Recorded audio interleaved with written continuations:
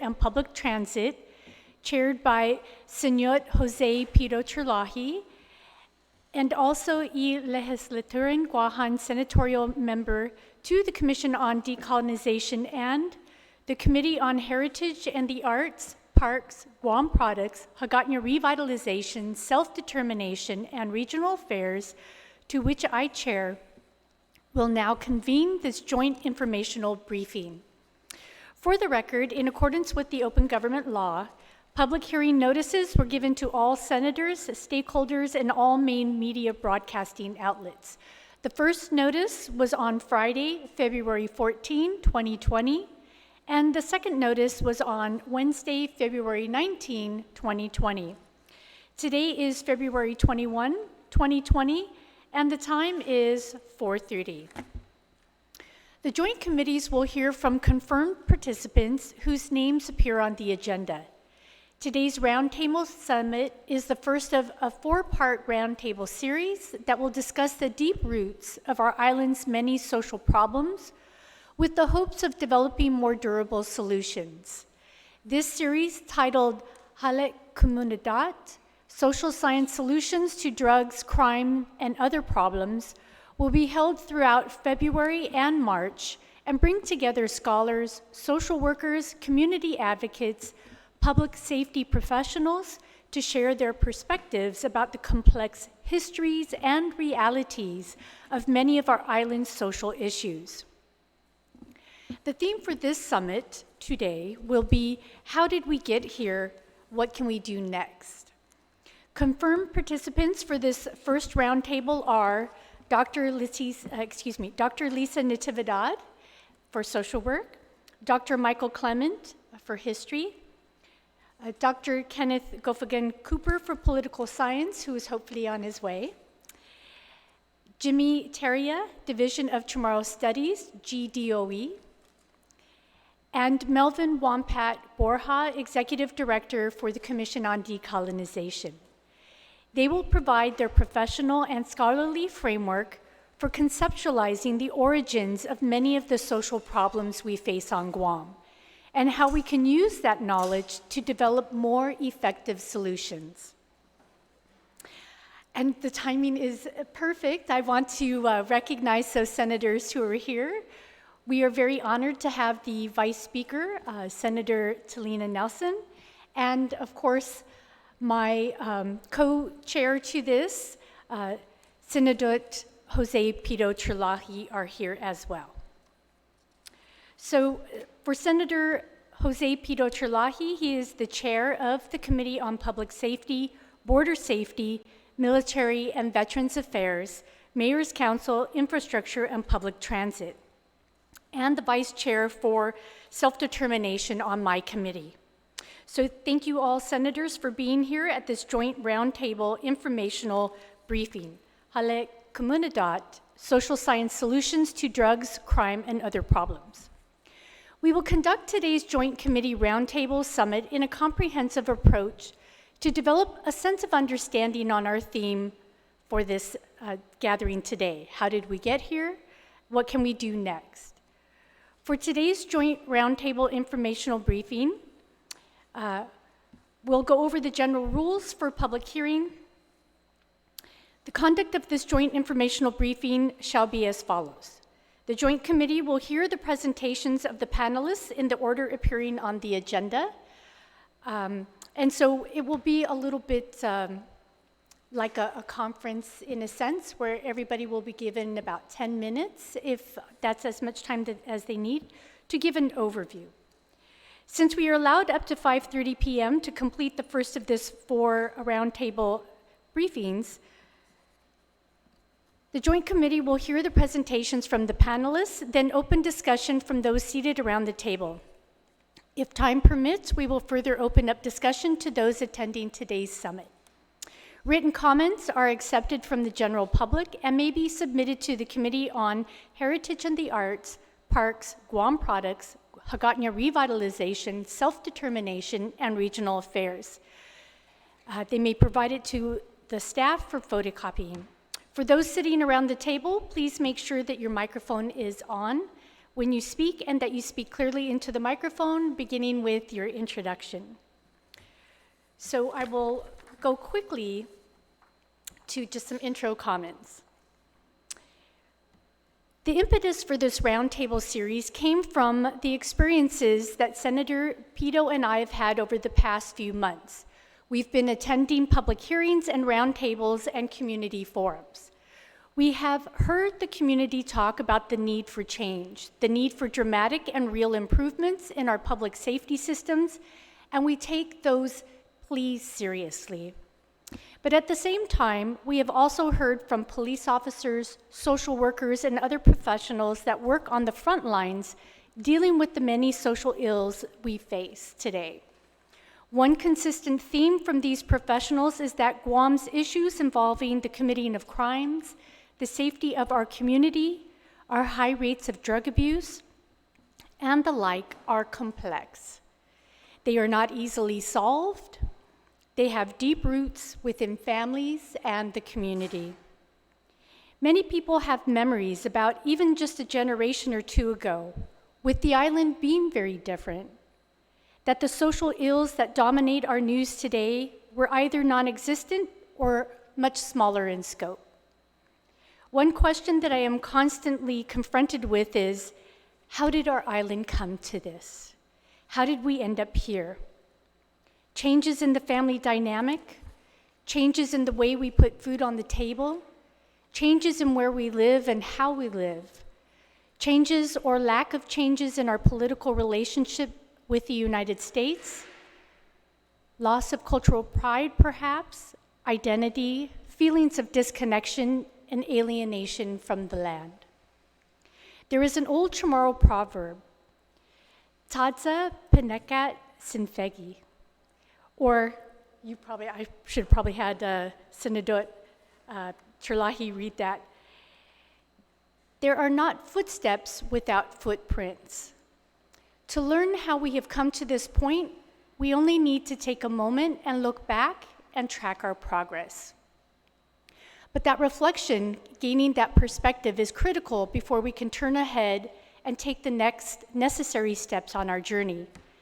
It is for this reason that Senator Pito and I chose as the topic for this first roundtable, how did we get here and what can we do next? This first roundtable, we've already mentioned that it will consist of scholars and other professionals to give us their perspective on the different social problems and issues on Guam that have emerged and how we can use a big picture, large scale, structural analysis in gaining a better perspective on how to address those issues.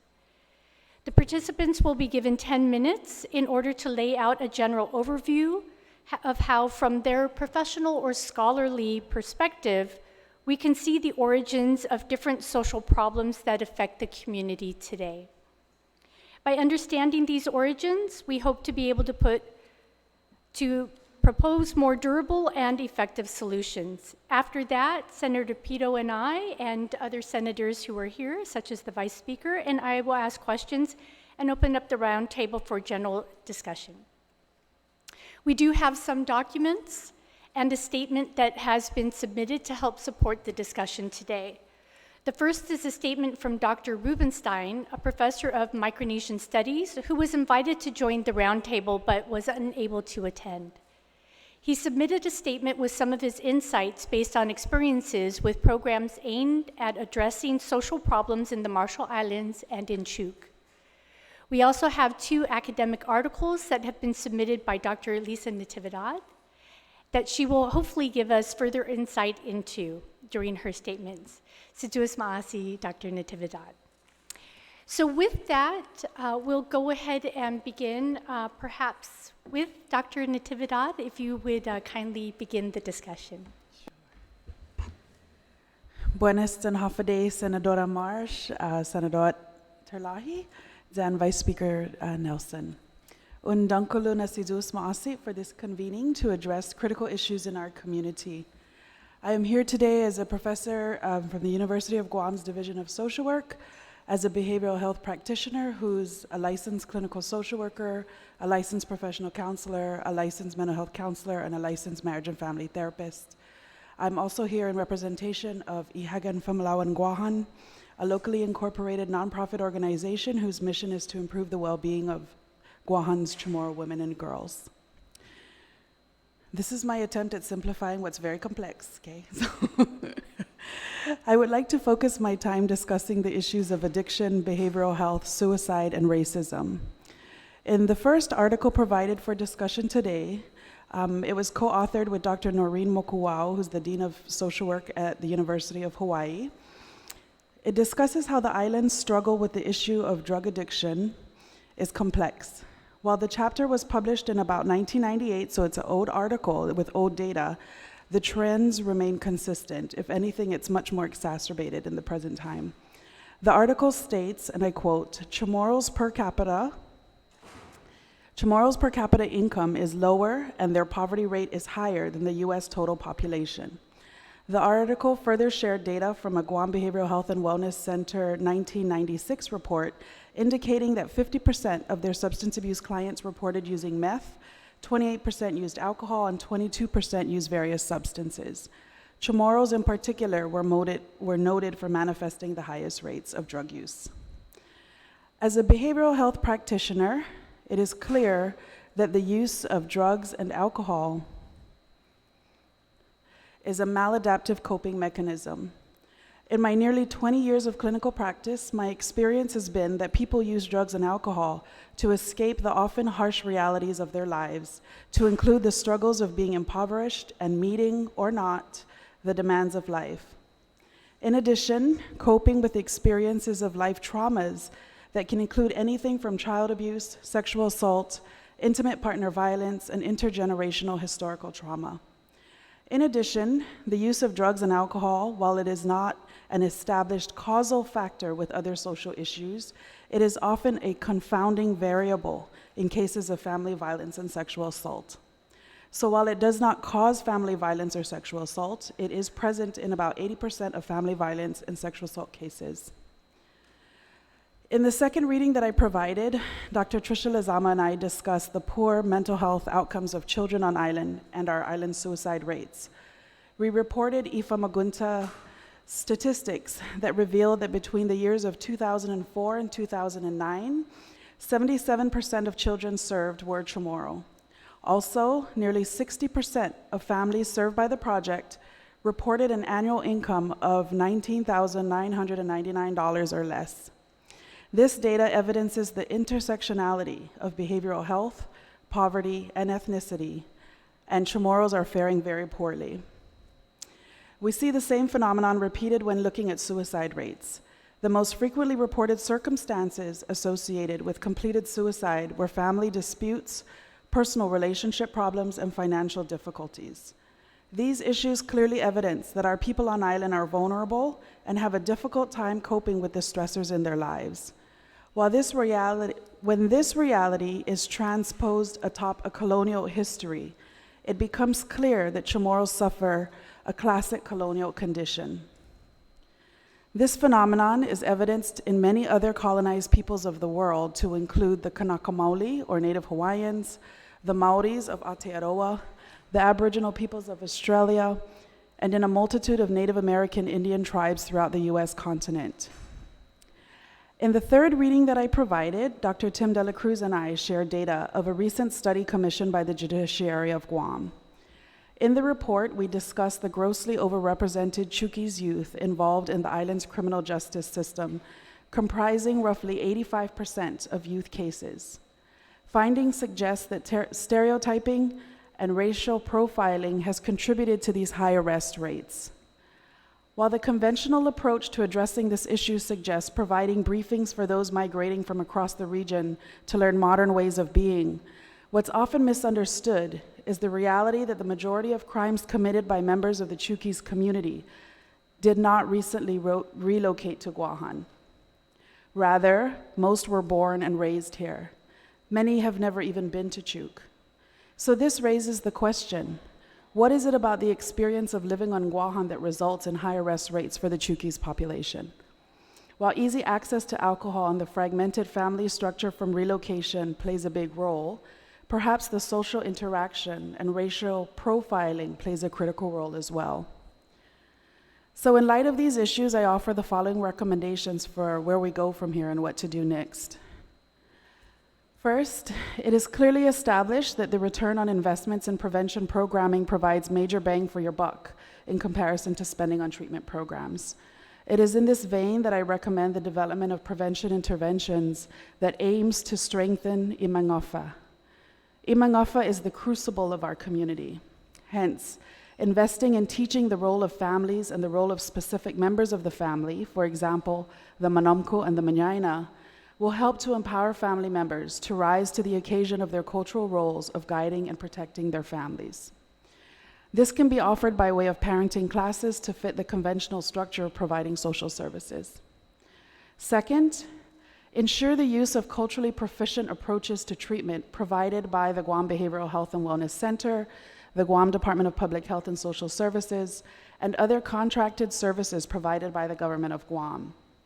Many programs are using evidence-based curricula that are not centered on Guahan or Micronesian worldviews, values, or cultural practices. The development of such curricula is critical if we want to see greater efficacy in treatment outcomes and ultimately the healing of our community. Third, facilitate culturally based healing spaces to process historical trauma of colonization and its impact on our family systems. And ultimately, and my last recommendation, is to resolve the island's political status issues, coupled with a shift to cultural empowerment in the way we see ourselves and our fellow Micronesians on island. Sidus Masi. Sidus Masi, Dr. Natividad, and you spoke to very, very powerful things, and certainly I learned a lot from what you shared, and I'm hoping we'll get copies of that testimony so we can go through it again and again and really glean what you were sharing. But thank you so much for providing that perspective. We also have Mr. Jimmy Teria. If you could also share your perspective next. Buenas noches, Manilujos and Maninahu, Kwahu si Jimmy Santos Teria. Mungkin megay na tuhong gogoti pago na tempo, kagigizu gi Departamento de Educación, kagigizu lokui gi Comisión, dan mamanagwizu lokui gi Universidad, pues kulalami kay lokui u salala ni mona, za Markov zo lokui ni combina zo ni pa bay fan presente gwini ki esti na sujeto sa hagasa amon megay ta tsatsagi gwini gi eslata za hagasa ti ta tsatsagi za ta necesita ni para ta spia empeño ni para ta goti tati za tatsuli tati hafoga igwina hata za en fin so again, waho si Jimmy, and ginin manuhit mogi. I come from a very unique background as a mestizo, as an advocate for Chamorro language revitalization, and so I bring to this summit perspective that I've really indulge myself with for the past 10 years or even since I became a teacher. I've always believed that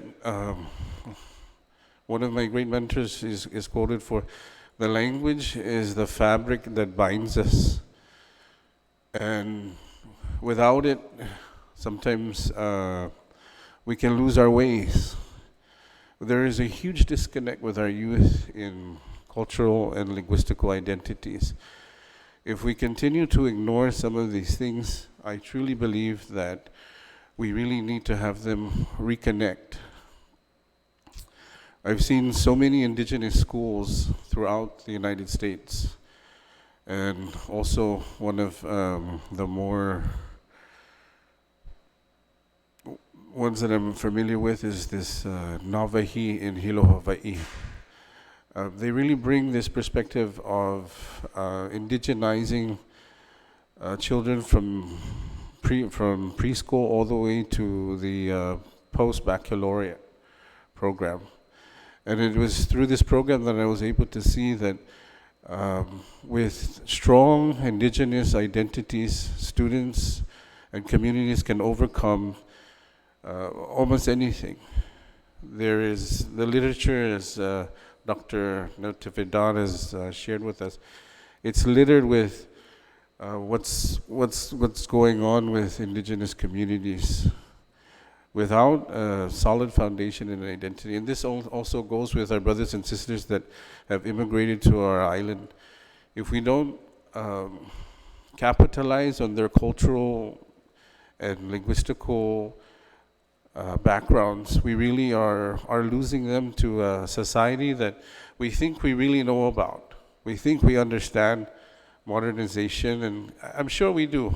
But at the same time, the value of the cultural and linguistical identities is really, for me, is paramount. So they always say, in order to know where we're going, we need to know where we're from.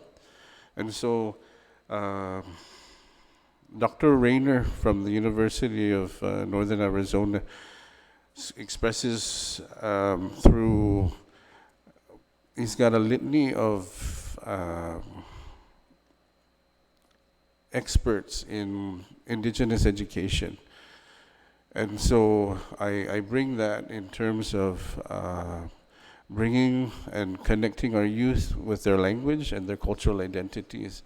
And hopefully through educating our youth more on their backgrounds as well. If I wasn't so involved with Chamorro education, I really do believe that our brothers and sisters from the outer islands could definitely benefit from their own indigenous language being utilized in the classrooms. A lot of times what I've seen in the indigenous schools is if we don't see ourselves in education, if we don't see ourselves in the books, if we don't see ourselves in the world, then sometimes we lose sight of that. There's, and I just want to close, and so my recommendation would be to advocate for stronger language revitalization efforts. We've already begun the first Chamorro immersion program at PC through many endeavors, and so far I can say that we have 14 children who are below the age of 8 who are fully fluent in the Chamorro language. But they're not only learning the language, they're learning our Chamorro worldviews. They're adopting our value system that is deeply rooted in Ginefli'i, in Agwaiza, and in Afamaulik. And so, undang ko na si Diyos maasin na kumbidan sa mga gini pago na haani za olarha mon za ta SPMPN ni para ta na famta mas zan ta considera hafagwagwa giman mabela si Diyos maasin. Hagumas and Sijuis Maasi as well. And I just want to mention, it's so important to be able to have people testifying or speaking in Chamorro as often as possible. And so it was so important for you to start your testimony that way, and we thank you very much for that. We need to have those reminders that we're in an indigenous homeland, and that's a whole different kind of place to be. And it needs to be first and foremost in our minds that it's an indigenous homeland, that there's those 4,000 years of connection. The land created what is Chamorro. The Chamorro created what is now the land that is here. There are those connections that will be forever. And so I wanted to mention that. And as well, you know, if I could say just for a moment before we move on to the next speaker, when I was teaching the Fatinasi Lati, or the Lati carving classes, where we were just experimenting on trying to recapture carving Lati. And one of the things, it was such a beautiful experience for the students that were participating. They felt that they were really connecting to roots. They were getting to know the land at all these different levels. That was different than hiking. That was different than just enjoying the beach. It was finding out where ancestors gathered a lutong or volcanic rock and utilizing it and all of that. But the other part that occurred to all of us as we were going through these journeys is that there are these moments in our Chamorro studies classes and elsewhere where we can find those overlaps and celebrate each other's distinctions, but also celebrate that which Pacific Island peoples and Southeast Asians have in common. There are those deep, deep ancestral roots of many thousands of years, and even for Lati carving. Lati is unique, it's special to Chamorros. It exists nowhere else in the world other than having been birthed and being part of the archipelago's history and the Chamorro people. But as we look around us, in Vice, in Wuliai, in even Okinawa, and we look around us, we see that there are stone house post traditions. And those are moments, because we did teach some Lati carving classes in the elementary schools, in the Chamorro studies courses, and those were those moments where they could also, by learning a Chamorro tradition, be also connecting with a certain part of their own identities. But I won't belabor that too much. But thank you so much about talking about what language does, that it has so much more than just words. It's a map, it's a social construct, it's seeing the world, and it's all the values that come along with it, and much, much more. So we'll also be listening to Dr. Michael Clement, who will be giving us a perspective from his studies in history.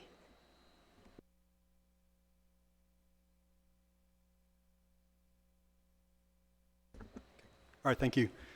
So yeah, I'm a historian. I teach Guam history. I also teach in the Micronesian Studies program. And so I don't usually get involved in developing policy. I'm more just trying to figure out what happened in the past, and I think it's a good reference point to have. And so most of my work in recent years has been focused on the history of Chamorro music, and I studied a lot of Chamorro songs, and because these songs chronicle so much of what happened in the decades, the generation that grew up in the decades after World War II. And so, you know, looking at these songs, and there's so many songs about social problems of drug and alcohol addiction, of the decline of agricultural subsistence and development of dependency on imported goods, the decline of language and cultural values and traditions, and then of course war, Vietnam War, Iraq War, PTSD, and the drug and alcohol addiction that comes directly from that.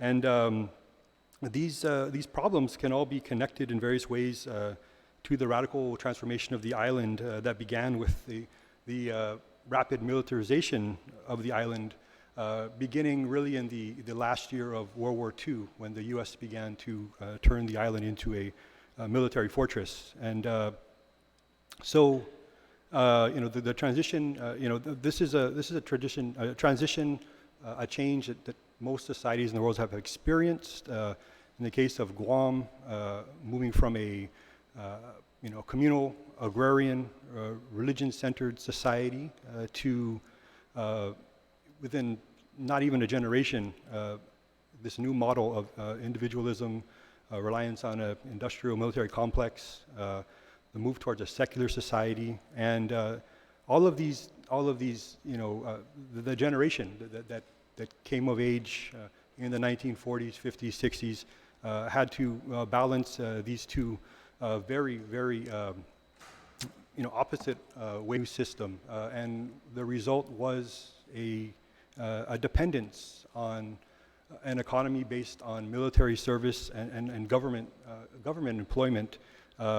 You know, because there really wasn't any other direction to go, right? And so, you know, as I said, studying what it was like for people that went through this transition, and of course also there's successes and failures in all of this, but what I see today is we can really, I think it's important to understand the roots of these social problems and the fact that even with tourism, structurally there isn't quite as many opportunities as there could be for a more sustainable island and less dependency. I see that also now that we have new migrants coming from the freely associated states and other areas, they're getting blamed for a lot of the things that are happening to them and the actions they're taking. But the general the roots of the problems they're facing in adapting to life on Guam are not that radically different than what Chamorros faced in earlier decades, and in some cases are still facing. So, just understanding that historical context, and for me, coming from the University of Guam, encouraging people to continue to try to understand these social issues within their historical context. Thank you. Situas Maasi. And I think it's important, as most everybody has been doing, I think everybody has been doing, is to talk about the ancestral connections and the Chamorros within their indigenous homeland, but then also the changing face of our island and what people who are coming here, the challenges that they're facing and how it all works together. So Situas Maasi for that. We also have Melvin Wampat Borja, who's here to share from his perspective.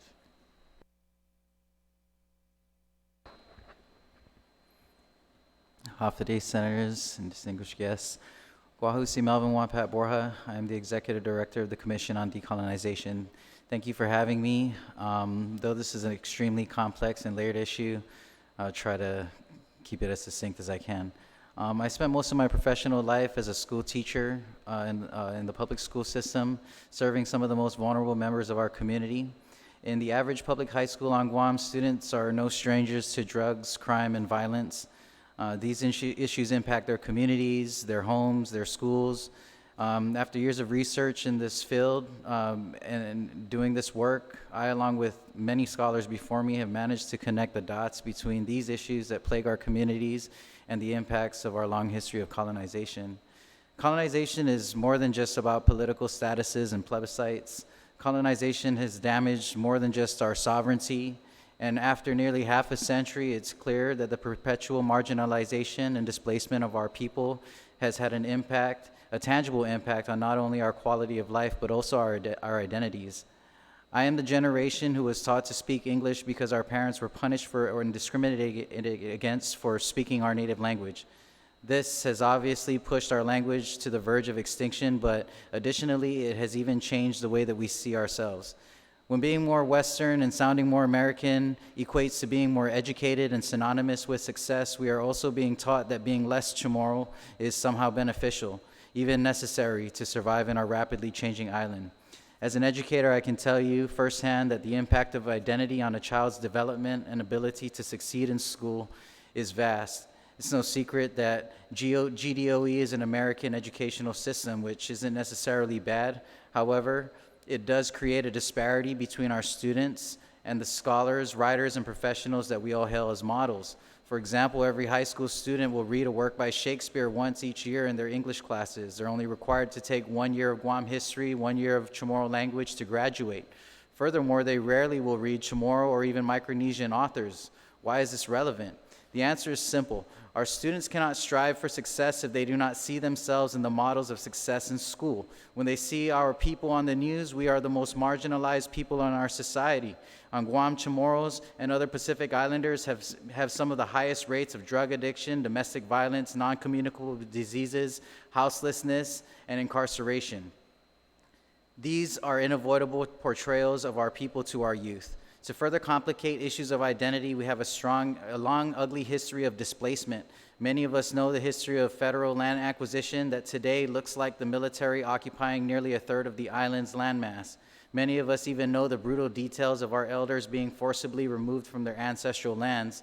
But many of us also assume that because we have public housing and food assistance programs that we have managed to mitigate this unjust displacement. However, what is missing from that assessment is the value of families providing for themselves and having a place to call their own. Our people did not only lose their lands where they farmed, hunted, fished, and raised their families, they also lost their sense of belonging. In school, when kids have a sense of ownership, they care for the campus. They do the opposite when they don't feel like it's their home. In many ways, we have become guests in our own homes. Political status resolution is only one aspect of decolonization, but it is a step toward empowerment of our people to resist the scourge of colonialism and reclaim what is rightfully ours. Decolonization is an assertion that we have thrived on these islands for centuries before colonization. We are asserting that our cultural practices, values, and perspectives are valuable and possess answers to many of the problems that we are facing today. We are insisting that we as a people who are the oldest civilization in the region are best suited to find solutions to the challenges we face. We cannot remain under the unilateral control of a federal government that applies cookie-cutter solutions to complex issues. We must reimagine our society in the image of our elders and learn from the world around us. There are innovative and creative actions being taken all around the world.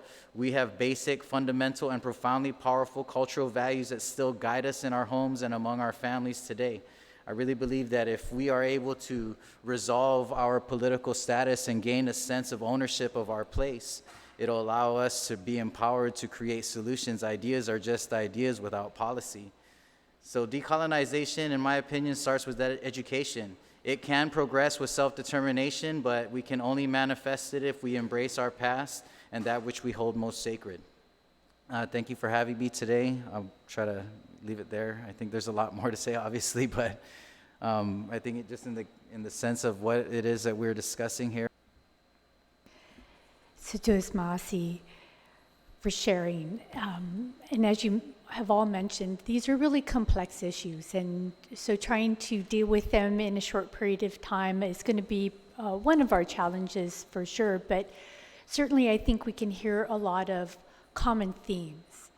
And I think it's important in many ways because we're hearing from a broad spectrum of fields and a wide range of expertise. And so when many people from different perspectives are saying in some ways very similar things about the importance of that recognition of where we are and who Chamorros and others that are here are, their cultural roots, and us taking the time to recognize and respect those, it all adds up to very different, very important differences in how perhaps we're moving forward together. So with that, if it's all right with everyone, I have one more testimony to read. This is from Dr. Don Rubinstein, and he also, I went to school with at least a few of you, and so to think about the fact that you've been studying as a profession, or he came out here, I believe it was in the 70s, so he's been studying throughout Micronesia and the Pacific for 30 or 40 years. And his testimony is, the stories coming out of okay, maybe Lisa, you can help me with how we properly pronounce New Zealand. Aotearoa.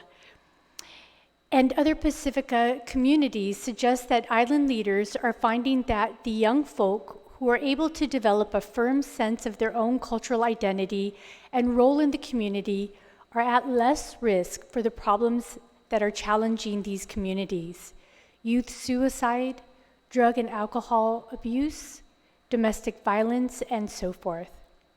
The most effective solutions seem to be those that are homegrown, organic, and bottom-up, meaning local efforts that bring kids and families together in meaningful ways and encourage kids to find their voices and places in their communities. Whether that means through slam poetry events, sports leagues, church groups, political campaigns, dance groups, or whatever, the commonality seems to be involvement in creative, cultural activities that are meaningful for youth and their families. One of the most successful youth programs that I know of in Micronesia was the Youth to Youth in Health movement in Micronesia, started by Darlene Keju from Ibai. After she returned to the Marshalls with a master's in public health from the University of Hawaii, it was the combination of Darlene's charismatic leadership plus institutional support from the RMI government that fueled the project's success as a peer-to-peer public health education effort, addressing problems of teenage pregnancy, family conflict and violence, and youth suicide. Darlene's genius was to use Marshallese cultural modalities such as song, skits, and storytelling to address these problems, rather than imported foreign approaches. Some years ago, when I was living in Chuuk, I had an opportunity to participate in a weekend retreat for youth leaders organized by the Catholic Church. I remember that one evening, the youth participants were given a choice of joining 3 different leisure time activities: a movie night, a team sports game, or a public speaking practice. I was surprised when the majority of the participants chose the public speaking practice rather than the other 2 choices, which seemed to me to promise more fun. It was clear that the young people were hungry to learn the leadership skills that would enable them to gain their community's respect and play an important role. This is perhaps even more important in Chuuk than among other less egalitarian Micronesian island cultures, like Yap, that put more emphasis on inherited status than acquired skills, such as persuasive, powerful public oratory. It is difficult to propose prescriptions for addressing Guam's social problems in abstract terms, but I would encourage political leaders to search for ways that empower youth and families to find their own forms of cultural expression, identity, and involvement. Dr. Don Rubinstein, Professor of Micronesian Studies at the University of Guam. So some very good examples there where we can see programs or efforts that the youth gravitated towards. And for me, it was a different way of thinking about things. I was thinking of sports, of course, they're fun, and the other activities, but it was a lesson for me to hear that part of what they are yearning for are ways to be meaningful members of our community, ways of having leadership roles. And so I think for me, that helps me think of the types of programs a little differently, that certainly a wide variety of programs are important, but perhaps looking a little bit deeper at ones that can build self-esteem, leadership, skills that will allow for that respect within society. So I appreciate that from everyone here, and Dr. Rubinstein for sharing his perspective with us. I do want to open it up for questions unless any of the panelists had something else to say. But if it's okay, if you have some comments or questions, Senador. Thank you very much, Senator. First off, undang ko na si Zusumasi para mo turus ni manggagi wini. Banido sujo na samorzo. The jawi contesmo por unsangan por ikuturata, ihiningeta, ilingwahita, turu man ma fanagweta distiki man dadang kulit kumo famaguon samoro. Jahulo ke doctor yung sangan siya ni di porsi necessario na takumprendi nila lata kumo man samoro it. Meow dangklo zawa na besangan na Congress in America si Taitano bio estabado gi Washington DC na no muskwekwiladzo gi University of Maryland estabado gi Drug Enforcement Academy za gosmagufuan ni maliam za si Taitano bio sa Tiahongi sa taigwinia ka penelu nai undercover maagang antis nai jaleknya si tatamu bio no ko polis manao leko Don Antonio ungam polis manao lo di polisia esti na klasin tsotso I tsotso pago sa todo we mentioned something about esti drugs and of course yeah lo gua jao na punto na bailangus sa inilalata no taja esti I tiningota por amut veneno. Taja esti siya I taungo girizata na makumimiti esti siya na dano contra tauto contra justice. Pues lekuna diretso na ta faisin maisahin ay kung ma-introduce esti siya na klasin bisyo ginin Estados Unidos.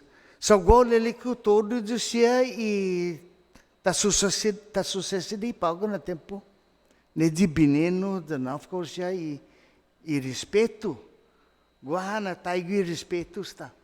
Guahana man antakwentusi fa magunta man maupit tati. Jaguahana sempre taasu ko di pusi tiningo dia stigi tau hijong.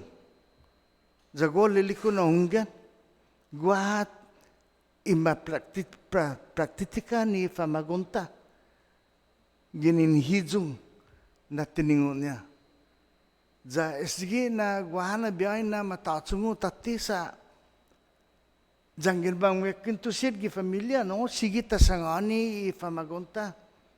Estigi finota. Hafa na I tumobit.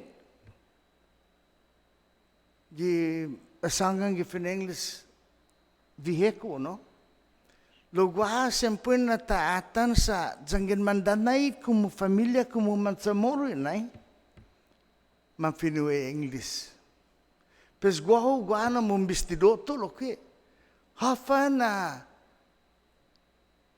malago amju ifa magon malago na para ufam finut somoro ifa magonta jadi spes mandanay fina gupur za todin man finue English pos gole liku nay na tin oonra di pursi I lingwahin mizo I kustumbrin mizo sa jangin kwentusi famagon mizo in kwentusi por finu English pos gole liku nay na debi di taunra Jata fanagwi famagonta kada takwintusi gi finut samoro.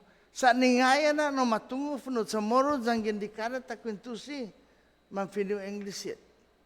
Peseja malago na bempati gi jamzo sa guau di nang kuloko zunggan. Gua problema gi eskwela lako na guau mas bodoro gi finu English. Lontungo afa. U onra hido sainao selang na pido. Hano jun eskwela sa ejigi na sina unat bansa mona ni tiningu English ketungu ifinu English hano jun eskwela pas ejigi na unra sina nao jun sitata sa masya publizo jaungan publizo mampus ja totga jumuti tempoku pabiano pabeskwela gi universidad University of Guam Janezu lago. Sa finut samoro kina lo jati go praktiko gi finu English. Lo guau besangana na banidoso sa samoro jo. Jesus masyam tutoros.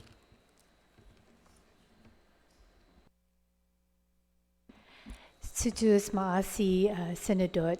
And I do want to make sure to give some time to the Vice Speaker to make a comment or have a question. Thank you, Madam Chair. Thank you, everyone, for coming here today. I see some of my friends. I'm very much interested in implementing programs and policy to address the drug addiction problem that we have on Guam. Also, the suicides that we have amongst our youth. As a teacher, we taught together, Melvin and I. Within the same year that we were teaching, I taught 3 students, and they committed suicide. And so it was very traumatizing for the students.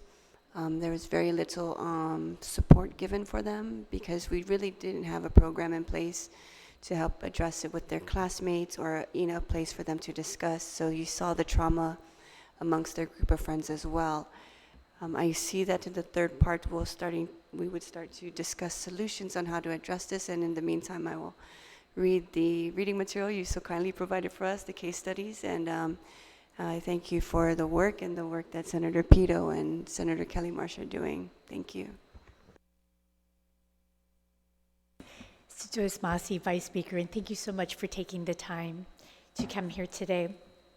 I do have a few questions, and we have a little bit of time, so hopefully we can get to at least 2 of them. So we talked a lot today about culture and cultural identity, but perhaps people don't have a real clear understanding of what that is. Maybe they just think of it in one way or the other. And so is there anyone, perhaps Dr. Natividad, that would like to give an explanation about culture or cultural identity and the ways that you've been thinking about it? Sure. You know, when I define culture in the classroom, the most basic, simplistic definition of culture is the way in which you live your life. And culture is not static, right? So on the one hand, we clearly, we have different books that enumerate cultural values, worldview, and what have you, but we need to recognize as well that it isn't a static thing that's on a shelf, that it really is an evolving practice that defines who we are. And I think if there's anything to underscore that's a theme across the 4 of us who've spoken, is that the rebuilding of cultural identity is very critical. Because in so many ways, when you engage a colonized world, which is the reality of what we walk into the minute we leave our houses or our homes, then we are constantly challenged with defining who we are. And, Mr. Terlaje shared earlier that he was, I forgot what was the word you used, low half caste, how? Right? Mixed race. So whenever we're mixed race, it really forces us to define who we are. And so I think many of us have had that opportunity by virtue of our own identities, but for our kids, I think to go through the process. And what's really difficult, I believe, is that so much of that definition is absent. Many of us are cultural practitioners. We know how to access that information. We seek it out. But if you're not if you don't have those resources easily at your fingertips, then it's very difficult. Because I often say that the greatest casualties of colonization are those who are absent from who they are as Chamorros, because we don't fit in the Western framework. So not only do we not fit in the Western framework, we're erased from who we are, and so you're left really devoid in terms of identity. Can I add something to that? Because when I started going to school, right? Yeah, I was going to college. I was taught that your forward living in life is based on the social stratification of society, and I know that's wrong, because a long time ago we feel that the only people that can really go up the ladder in as far as being rich and in as far as being educated are people that have the money. And I always thought that, social stratification makes a lot of difference in life. But then I found out that it's entirely up to you. It's entirely up to you to direct the way you want to be, to pursue your life the way you want your life to be. So I was taught that. That was my mindset a long time ago. Thank you. Sujus Masi, for providing us that definition, and I'm glad I selected you because you go over this definition. And so what you started off with is the way in which people live life. And I don't know that everybody thinks of it that comprehensively. when I used to go over some examples in class, and I would talk about things, it seems to me that sometimes when people think of indigenous communities or Pacific Island communities or Southeast Asian communities, that when we're talking about cultural identity, it can be a beautiful thing to reach into the ancestral past and to keep those traditions alive, the chanting or the zoamti, the traditional medicines, and those are powerful in their own right. But people can continue to be living out their Chamorro identity or any other identity while embracing all of the modernity of daily life as well. And so the visualization I would give my students is, in looking at me as a post-European, so somebody who has European ancestry, as a post-European American, nobody challenges that part of my identity in asking me where my pilgrim shoes are and why I'm not still riding around in a horse buggy or things like that. But I think sometimes people, when they think of Pacific Islander identities or other identities, and they're talking about cultural identities, they're thinking that it's only in that past sort of mold, that it has to be in ancestral times only. And you also mentioned it's dynamic, it's evolving, it's ever changing. And so it comes into the modern times with us. We have seafarers who used higam, they used clamshell with their ads, but now can use metal because the tradition is there, the knowledge is there, the passing it on from generation to generation is there, but one can modernize with the tools. And traditional people's Chamorros, as well as others, were actually very innovative. I think a lot of people think of Chamorros as one thing for 4,000 years, but if you look at what they left behind as clues about themselves or stories about themselves, you see everything change through time. Fish hooks become more efficient over time. Adzes become, there's a wide range of adzes that were used for probably a wide variety of things. And there was just all of this constant refinement and experimentation and change over time. And so, I mean, that's part of that continuing identity and legacy as well. Did anybody have thoughts on cultural identity that they wanted to add in? Okay, the other question that I have, so we've also touched on the fact that the reality is that Guam is multicultural. First and foremost, it's an indigenous homeland, but as we look around the landscape, there are many people who call Guam home at this time. So with many groups who have different cultures and backgrounds, when we talk about these kind of programs, are we only talking about those for Chamorros, or are there other ways that we can be applying these? We touched on it a little bit with other peoples who have made their homes here, but if we could expand on that, whether we're talking about is just for Chamorros only getting in touch with their cultural identity, or whether we're talking about programs that can be applied to everyone here.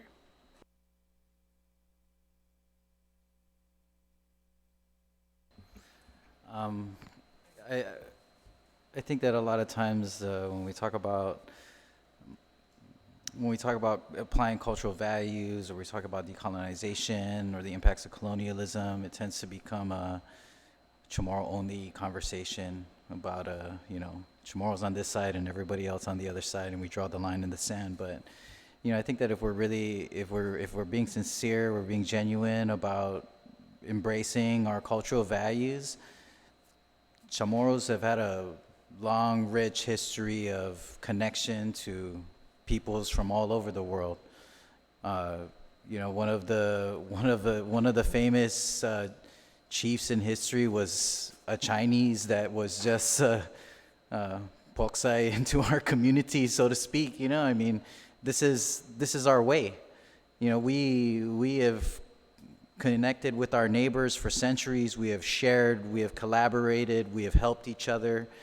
I think that what we're seeing now is the impact of the context of our relationship under current time. Because as a colony, and let's not sugarcoat it, this is a colony. As a colony, we are not in control of our natural resources, our lands, our government. I mean, it's a very superficial sovereignty, if you want to call it that. I mean, I think that that's being kind. And so when we think about it in that way, you know, normally when,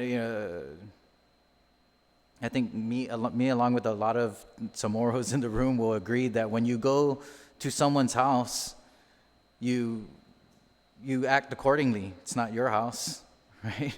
You respect their home and their space. But what happens when others come into our home and it's no longer our home? You know, what happens when we are also the guests in our own home? Then it creates this really complex issue, a complex conflict that is very difficult to navigate. And so, you know, when I think about cultural values, you know, a lot of times people think that decolonization means that we're going to go back to living in huts and, you know, fishing in canoes and, you know, grass skirts and the works. But who's to say that we cannot have decolonization and still be Chamorros in a modern world?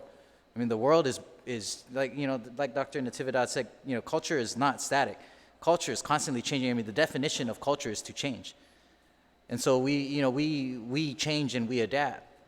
And we find ways to continue the perpetuation of our culture. Take Tsentsuli, for example, is a very core fundamental value of our people. Tsentsuli before colonization could mean a lot of things, and it can manifest in a lot of ways. But today, it's money in an envelope, most commonly. And a lot of our young people understand the practice of Tsentsuli not as a principle, as a value, but as just an exchange. And it's become normalized. And what that does is that corrupts our value in that way. And that is a direct impact of colonization, because we also value the money that allows us to survive. Because before the money, we were farming and feeding, you know. Dr. Natividad grows suni and I fish, and we exist together. But now we import 90% of our food, and we both have to spend the money at the Payless. You know, so it creates a different type of society and a different type of relationship. And I think that that's a big part of the problem, you know, is that we don't have real ownership here. So when we talk about, you know, how do we support the indigenous people, I think that it's not a conversation about how do we exclude others, because that's not our way. If we are supporting our indigenous people have built into our core values the caring of others. We have always done that. Even to our detriment, we have done that. We have welcomed people into our lands, welcomed them to build their homes, welcomed them to farm and take what they need.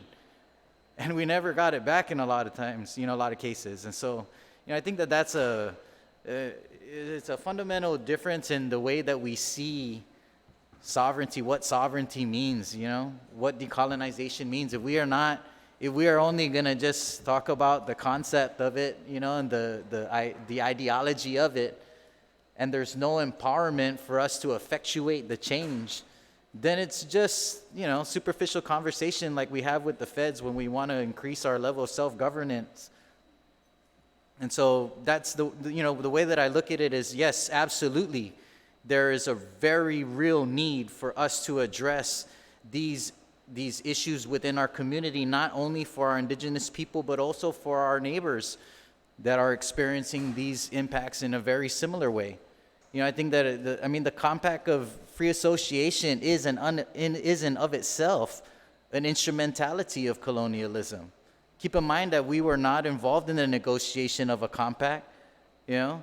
I think it's ironic that oftentimes our displeasure with the agreement is taken out on the people who are immigrating into our community instead of on the entity that made that decision for us, unilaterally without us. I mean, how insulting is it now in 2020 that our governor is begging and pleading for the federal government to allow her just to be an observer in the negotiation, the renegotiation of the compact? It's insulting. It's even more insulting that the response from the federal government is to take it up with your congressman, the non-voting delegate congressman, the one that doesn't vote on the floor, that one. You know what I mean? And then on top of it, we have her requesting her counterparts in Micronesia, and they're saying, yes, absolutely you should be involved. Because we are very aware of the impact that it has not only on you, but on us. And so without that level of empowerment of sovereignty, I would argue that if we were sovereign in our own land and we were the ones negotiating the compact, that we would have found a solution for how we can coexist and create balance within our community the way that we have done for centuries. We have proven that we can do this. Right. But as long as we are not deciding our own destiny, as long as that destiny is being decided for us, it's pointless. It's like they say, you're either at the table or you're on the menu. We haven't been at the table for almost 500 years.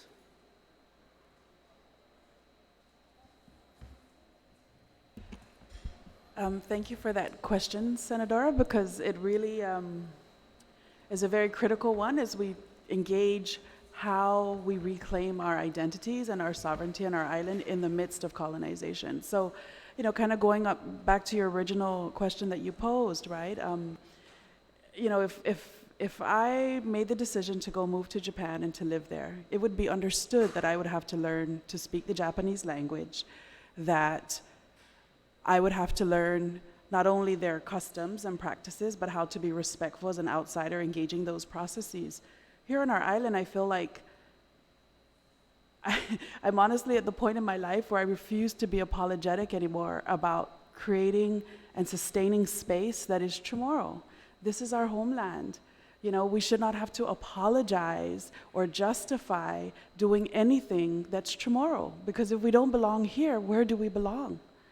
Right? So, this whole idea of us, as Melvin described, our traditional practice of hospitality in some ways has been to a fault.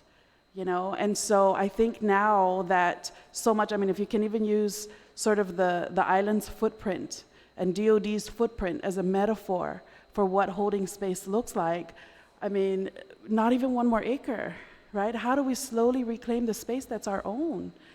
So I'm getting to the point in my own career where I'm feeling resentful about having to justify why we need to claim that space and be who we are. This is our home. Why would it be any other way? There's no reason. Allowing any other way than for us to be Chamorro, which is who we are, is so as in to justify really the genocide of our people. It really comes down to that. So we're sitting here, and I know there's been critique on the radio about who the panelists are for this discussion, and it's all the anti-US, anti-military people that are going to be on that discussion. But the reality is the message that we stand to bear is marginalized in certain spaces here. So from that perspective, I applaud your efforts in being able to create this space. But we're past the point of having to justify what it means to be Chamorro or why we need to infuse Chamorro. And that's why I say it's genocide of our people, because being Chamorro, infusing everything Chamorro, is the only alternative left to help our people. Everything else hasn't worked. We have the most sophisticated Western models that we use even in practice that do not work. It's like shoes that don't fit our feet. And so we need to move past justifying the why, and we need to get to the doing of culture, and so the overarching question of the discussion is, where do we go next? We really need to start having the conversation of how do we claim every space to bring our people back to who they are. That's the only alternative. Let me just add to that. We're losing it. And the thing is, I know Mel is working on decolonization and things like that, but it's going to be kind of difficult because we have a mixture of people that have, on our political status. Some of them don't want to change their political status. Some of them, like for me, I want to go independence because I want to set my own destiny, right? But the thing is, some people are really thinking about the benefits that is being shared to us by the federal government. Like people that have joined the military and retired the military and they got that ID card. They think that if we go the other way and not go with the U.S., they're going to lose their ID card. The benefits that we get from food stamp, the benefits that we get from hospital and things like that. And it's not going to be easy for us now to really go into a different political status, moving away from the U.S. And I see that because of the mixture of the mindset that they have regarding the benefits that they're now getting in as far as being in the military and the benefits that we get on food stamp and things like that. So I don't know. I might even say that we're fighting a losing battle, if you will. And I know I'm not supposed to say that, but I think it's going to be hard. And before I go on, because I have to attend another, I just want to ask a couple of questions here. And I don't know who can answer this. I think anybody here can answer this. Do you think that youth interaction with Warm and Amco could lead to a less juvenile delinquency? I don't know who can answer that.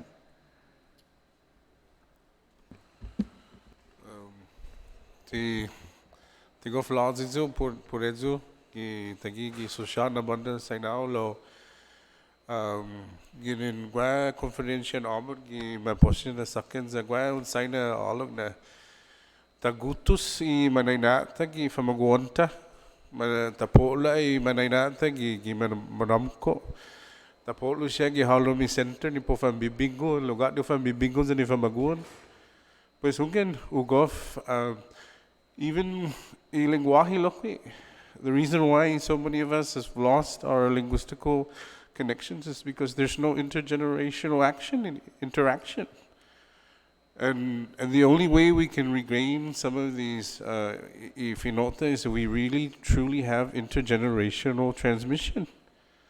If the language is not going to be passed on to our children, a lot of people think the Manamko own the language. Again, they have got great command, but the real keepers of languages are children, because they will bring the language to the next generation, to the next century. And I truly believe that we really need to look at intergenerational transmission in all facets, whether it be traditional practices, whether it just be storytelling, or Sijus Masi. Sijus Masi, both, I think that was a very good question, and so I really appreciate that and the answer as well.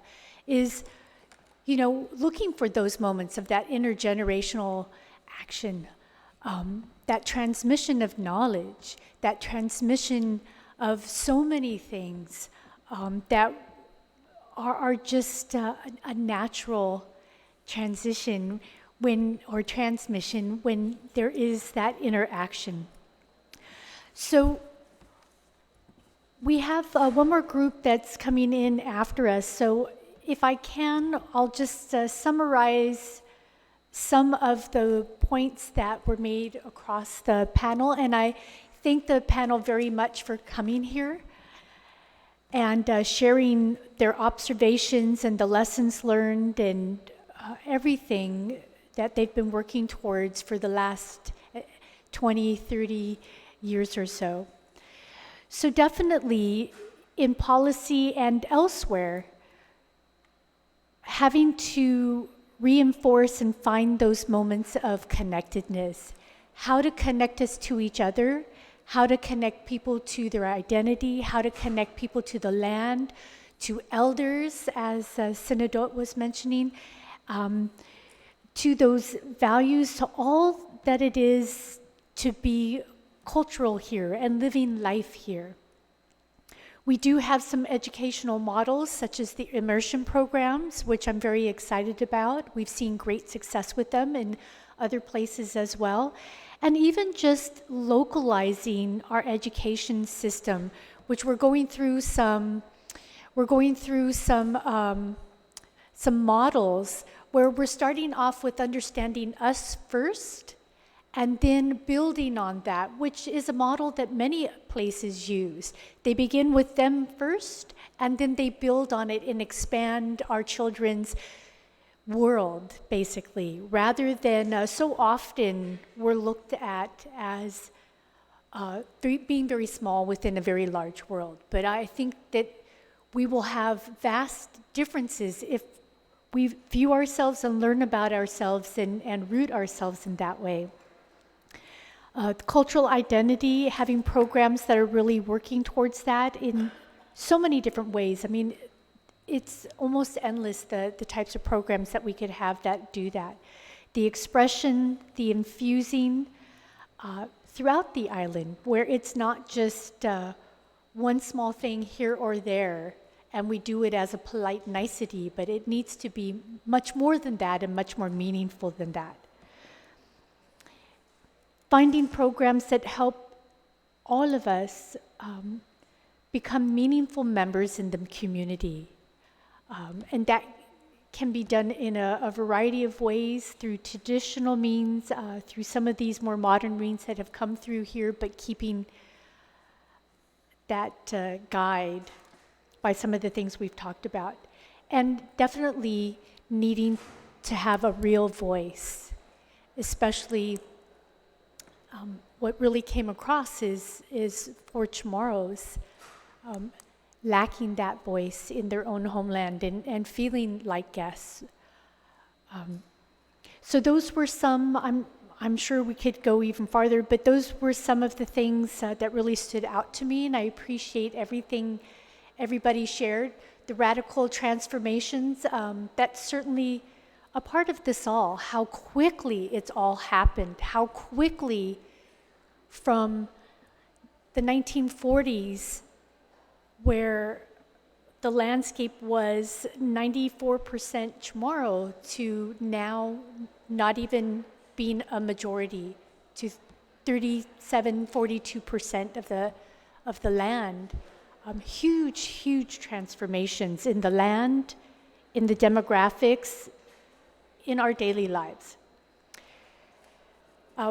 One of the most powerful statements that I wrote that Dr. Natividad shared was, if we don't belong here, if Chamorros don't belong here, then where? And of course, Chamorros belong here. So let me just mention the round table that's coming up. We're going to be looking at public safety services and understanding how they have developed in the ways that they have, and social services as much as we can as well. What are their perspectives on how to tackle social problems in the community today? And again, these are experts who have been working for years, if not decades, with those that are struggling in our community and have that firsthand experience.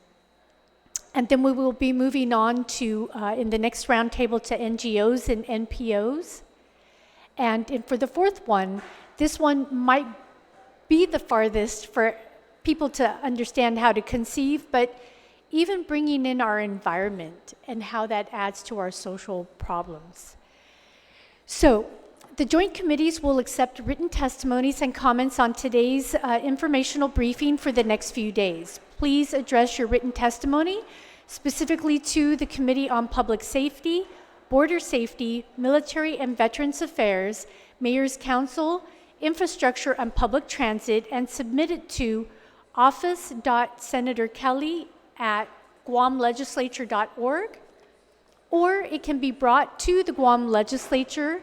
My office is here at the Guam Congress Building, 163 Chalin Santo Papa, Hagatnya, Guam, 96910. Seduas Maasi, everyone, for your attendance and participation in today's joint informational roundtable briefing. The time is now 5:50. Have a good evening.